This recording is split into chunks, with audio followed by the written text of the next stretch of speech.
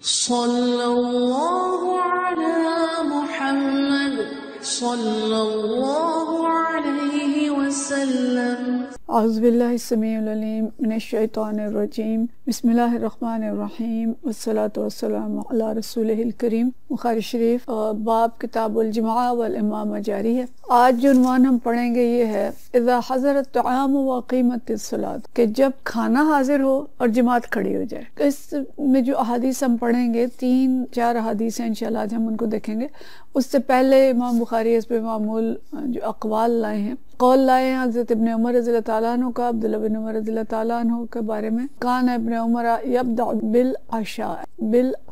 ان پہ زبر ہے۔ عبداللہ بن عمر ایسی صورت میں پہلے شام کا کھانا کھاتے۔ وقال ابو درداء، اور ابو درداء رضی اللہ تعالیٰ عنہ فرماتے ہیں، من فقہ المرء اقبالہ علی حاجتہ، کہ آدمی کی عقل مندی یہ ہے کہ وہ پہلے اپنی حاجت کی طرف متوجہ ہو، حتی یقبل علی صلاتہ وقلبہ فارغ، تاکہ حاجت پوری ہونے کے بعد وہ دل سے نماز کی طرف متوجہ ہو سکے۔ یعنی پورا جملہ کیا ہے؟ حضرت ابو درداء نے جو فرمایا کہ آدمی کی عقل مندی یہ ہے کہ وہ پہلے اپنی حاجت کی طرف متوجہ ہو تاکہ اس کی حاجت پوری ہو جائے اور پھر وہ دل سے نماز کی طرف متوجہ ہو سکے۔ اس باب میں جو حدیث ہم پڑھیں گے، یعنی مضمون یہ ہے کہ کھانا اور نماز دونوں اگر ایک وقت میں تیار ہوں، اور خاص طور پر باجماعت نماز، تو اس وقت انسان کو کیا کرنا چاہیے۔ اور یہ سوال اکثر مغرب کی نماز کے وقت ہی پیش آتا ہے، کیونکہ باقی نمازوں کے اوقات کافی ہوتے ہیں اور اس میں گنجائش ہوتی ہے کہ انسان انتظار کر سکے، لیکن مغرب کا وقت چونکہ کم ہوتا ہے اور اس وقت ایسی صورتحال پیش آ سکتی ہے کہ ادھر جماعت ہو اور ادھر ساتھ ہی کھانے کا وقت ہو جائے۔ اچھا، ان حدیث کو پڑھنے سے پہلے ایک چیز اور ذہن میں رکھیں کہ جس دور کی یہ احادیث ہیں اور صحابہ کرام رضوان اللہ مجمعین کے جو حالات تھے اور نبی کریم صلی اللہ علیہ وسلم کے اپنے گھر کے جو حالات تھے، کہ ہم پڑھتے ہیں کہ کئی دن تک گھر میں چولہا نہیں جلتا تھا۔ حضرت عائشہ رضی اللہ تعالیٰ عنہ کے ایک فرمان کے مطابق 2 ماہ تک گھر میں چولہا نہیں جلتا تھا۔ اور غزوہ خندق کا بھی ہم پڑھتے ہیں کہ بھوک کا عالم کیا تھا کہ کسی صحابی نے اگر اب پیٹ سے کپڑا اٹھا کے دکھایا تو پیٹ پہ پتھر بندھا تھا، اور نبی کریم صلی اللہ علیہ وسلم نے اپنے پیٹ سے کپڑا اٹھایا تو 2 پتھر بندھے تھے۔ تو مطلب یہ ہے کہ وہ ایک تنگی اور غربت کا دور تھا۔ بعد میں اگرچہ حالات بہت بدل گئے تھے،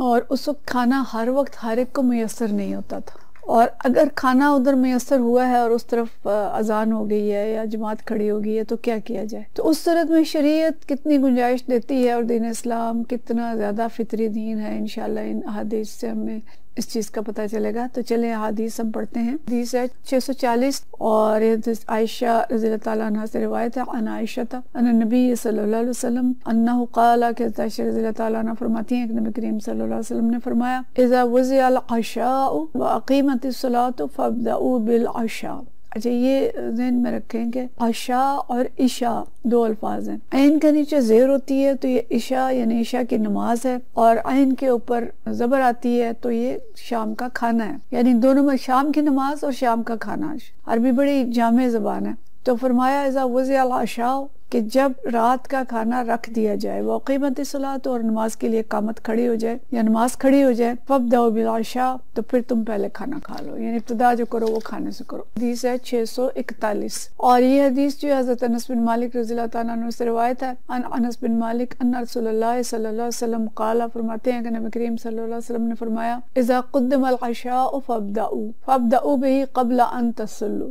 ان تصلوا، کہ جب کھانا رکھ دیا جائے، شام کا کھانا پیش کر دیا جائے تو پہلے کھانا کھا لو، اس سے پہلے کہ تم نماز پڑھو۔ بہی قبل ان تصلوا صلاۃ المغرب، کہ مغرب کا کھانا، مغرب کی نماز سے پہلے تم کھانا کھا لو۔ ولا تعجلوا عن عشائکم، اور اپنے کھانے میں عجلت نہ کرو بلکہ پورے اطمینان سے کھانا کھا لو۔ یعنی اگر کھانا آ گیا ہے، بھوک لگی ہے، ادھر جماعت کھڑی ہو گئی ہے، تو کھانا آرام سے کھا لو اور اس کے بعد نماز پڑھ لو۔ اور اس کے بعد تیسری حدیث جو آج کی ہم پڑھیں گے، یہ حدیث نمبر 642، اور یہ حدیث اسی گولڈن چین سے مروی ہے، عن نافع عن ابن عمر رضی اللہ تعالیٰ عنہ۔ حضرت نافع حضرت ابن عمر رضی اللہ تعالیٰ عنہ، عبداللہ بن عمر رضی اللہ تعالیٰ عنہ سے روایت کرتے ہیں، قال رسول اللہ صلی اللہ علیہ وسلم، کہ نبی کریم صلی اللہ علیہ وسلم نے فرمایا، اذا وضع العشاء احدکم، کہ جب کسی کے سامنے شام کا کھانا رکھ دیا جائے، وَأُقِيمَتِ الصَّلَاةُ، اور نماز کھڑی ہو جائے، فَابْدَعُوا بِالْعَشَاءِ وَلَا يَعْجَلْ حَتَّى يَفْرَغَ مِنْهُ، تو وہ شام کا کھانا پہلے کھا لے، اور وَلَا يَعْجَلْ، اور اس میں جلدی نہ کرے، حَتَّى يَفْرَغَ مِنْهُ، اور اس سے جب تک کہ اطمینان سے فارغ نہ ہو جائے۔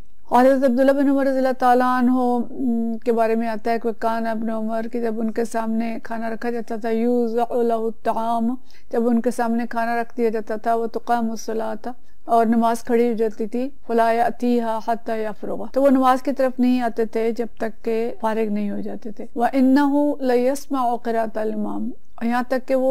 امام کی قرات جو ہے وہ سن رہے ہوتے تھے۔ وقال زحیر ووحب بن عثمان عن موسیٰ بن عقبۃ عن نافع عن ابن عمر قال قال النبی صلی اللہ علیہ وسلم، یہ ایک اور اگلی تفصیل آتی ہے کہ ابن عمر رضی اللہ تعالیٰ عنہ فرماتے ہیں کہ نبی کریم صلی اللہ علیہ وسلم نے فرمایا اذا کان احدکم علی الطعام فلا یعجل، کہ جب تم میں سے کوئی کھانا کھا رہا ہو، کھانے پہ بیٹھ جائے تو جلدی نہ کرے، حتی یقضی حاجتہ منہ، جب تک کہ وہ اپنی حاجت یا اپنی جو بھوک ہے اس کو پورا نہ کر لے، وَإِنْ قِیمَتِ الصلاۃ، تو یہاں تک کہ اگرچہ جماعت کھڑی ہو چکی ہو۔ تو یعنی یہ 3 واضح حدیث ہیں کہ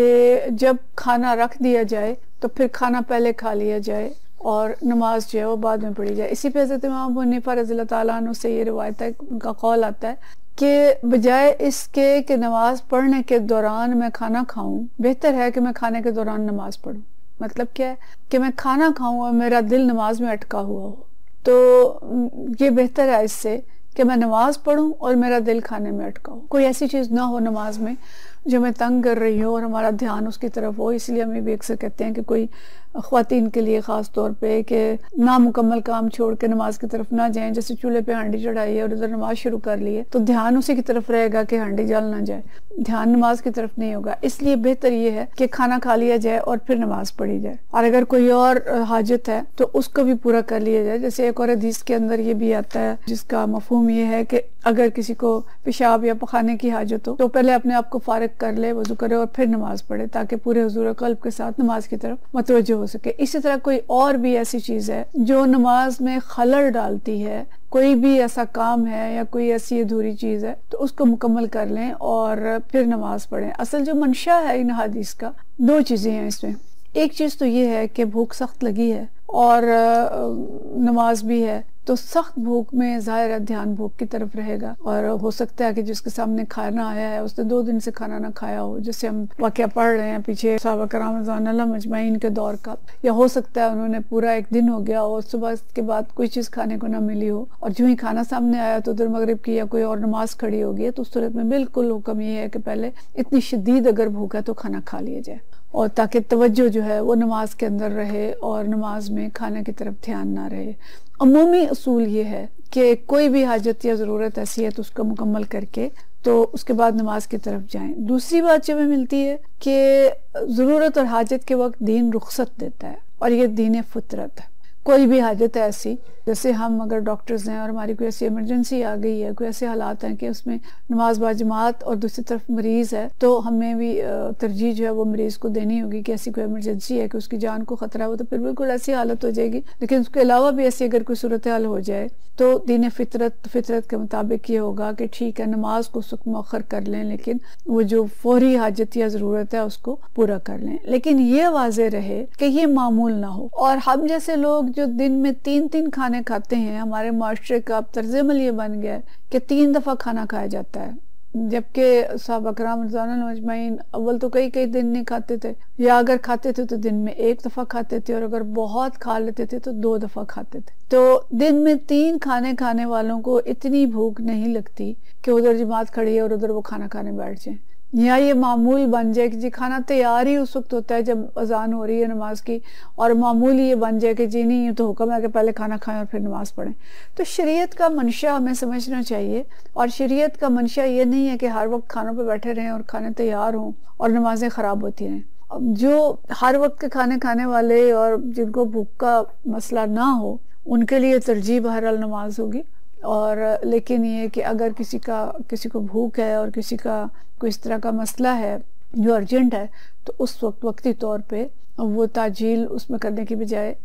اس چیز کو ترجیح دے لے تاکہ نماز اطمینان کے ساتھ پڑھ سکے۔ تو ایسی حدیث میں ہمیں ہمیشہ جو شریعت کا منشا ہے وہ سمجھنا چاہیے، بجائے اس کے کہ ہم رخصتوں سے فائدہ اٹھا کے اور ایسے معمولات بنا لیں جو کہ درست نہیں ہیں۔ اب یہاں پہ بات صاف سمجھ آ رہی ہے، جیسے امام ابو حنیفہ نے کہا کہ بہتر یہ ہے کہ میں کھانے کے دوران نماز پڑھتا رہا ہوں، یعنی میں کھانا کھا رہا ہوں، میرا دھیان نماز کی طرف ہے کہ میں نے بھی نماز پڑھنی ہے، تو کھانے کو تو کچھ نہیں ہوگا، دھیان ادھر ہوگا، اجر ملے گا انشاءاللہ، بجائے اس کے کہ میں نماز پڑھ رہا ہوں، کھانے کا دھیان میرا کھانے کی طرف ہے۔ اگر ایسی صورتحال ہے تو پھر جو بھی کھانا ہے یا کوئی اور کام ہے اس کو مکمل کر لیں۔ لیکن بہرحال نبی کریم صلی اللہ علیہ وسلم نمازوں کو کتنی ترجیح دیتے تھے، اور یہ ہم آگے پڑھیں گے کہ آپ صلی اللہ علیہ وسلم کی کیفیت کیا ہوتی تھی اور کتنی دفعہ آپ صلی اللہ علیہ وسلم نماز پہ کسی اور چیز کو ترجیح دیتے تھے، یہ آگے ہم پڑھیں گے انشاءاللہ تعالی۔ حدیث ہے 643 اور باب ہے اذا دعی الامام الی الصلاۃ بیدہ ما یاکل، کہ جب امام کو نماز کے لیے بلایا جائے اس حال میں کہ اس کے ہاتھ میں کوئی چیز ہے جسے وہ کھا رہا ہے، یعنی اب ایک تو تھا کہ کھانا بھی رکھا گیا تو اذان ہوگی، ایک یہ کہ کھا رہے تھے، پہلے سے شروع کیا ہوا تھا اور ہاتھ میں کوئی چیز ہے اور اذان ہو گئی اور نماز کی طرف بلایا گیا۔ اور یہ حدیث جو ہے یہ جعفر بن عمر بن امیہ کی طرف سے عن اباہ، اپنے والد حضرت عمر بن امیہ سے روایت کرتے ہیں، وہ فرماتے ہیں قال ورأیت رسول اللہ صلی اللہ علیہ وسلم، کہ میں نے دیکھا نبی کریم صلی اللہ علیہ وسلم کو یأکل ذراعا یحتز منہا، کہ آپ صلی اللہ علیہ وسلم ایک شانے کا جو گوشت ہے اس کو کاٹ کر کھا رہے تھے۔ فدعی الی الصلاۃ، اتنے میں آپ کو نماز کے لیے بلایا گیا، فقام فطرح السکین فصلی ولم یتوضأ، تو آپ صلی اللہ علیہ وسلم نے چھری رکھ دی، اٹھ کھڑے ہوئے اور نماز پڑھائی اور آپ نے وضو نہ کیا۔ تو مطلب یہ کہ کھانا کھا رہے تھے اور چھری ہاتھ میں تھی اور بوٹیاں جو ہیں شانے کی بوٹی سامنے رکھی تھی اور اسے کاٹ کاٹ کے آپ صلی اللہ علیہ وسلم گوشت کاٹ کاٹ کے کھا رہے تھے، اور اتنے میں آپ کو نماز کے لیے بلایا گیا تو آپ صلی اللہ علیہ وسلم نے وہیں چھری رکھ دی اور اٹھ گئے اور نماز پڑھائی، آپ نے وضو نہیں کیا۔ ظاہر وضو آپ صلی اللہ علیہ وسلم کا ہوگا، اور مطلب یہ بھی ہے کہ آپ صلی اللہ علیہ وسلم نے اس کے لیے کلی بھی نہیں کی اور چلے گئے۔ تو اس حدیث سے یہ معلوم ہوتا ہے کہ کھانے کی طرف اگر بہت اشتہا نہ ہو، بہت بھوک نہ لگی ہو اور کھانا کھا رہے ہیں تو اذان ہو گئی ہیں، تو اس میں کوئی مذائقہ نہیں ہے کہ آدمی پہلے نماز پڑھے اور بعد میں آ کے کھانا کھا لے، لیکن اب یہاں پہ ہمیں توازن نظر آ جاتا ہے۔ لیکن اگر اشتہا بہت زیادہ ہے، بھوک بہت زیادہ ہے، تو پھر کھانے سے فارغ ہو کے نماز پڑھی جائے۔ تو اس حدیث نے بیلنس کر دیا پچھلی حدیث کو، کہ ایک طرف تو وہ کیفیت ہے کہ کسی کو سخت بھوک ہے اور اذان ہو گئی ہے تو آپ نے فرمایا کہ آرام سے کھا لو اور آرام سے بھوک اپنی پوری کر کے، اور کھانے میں جلدی بھی نہ کرو، تسلی سے کھاؤ اور پھر آ جاؤ نماز پہ۔ اور دوسری طرف آپ صلی اللہ علیہ وسلم کی اپنی کیفیت ہے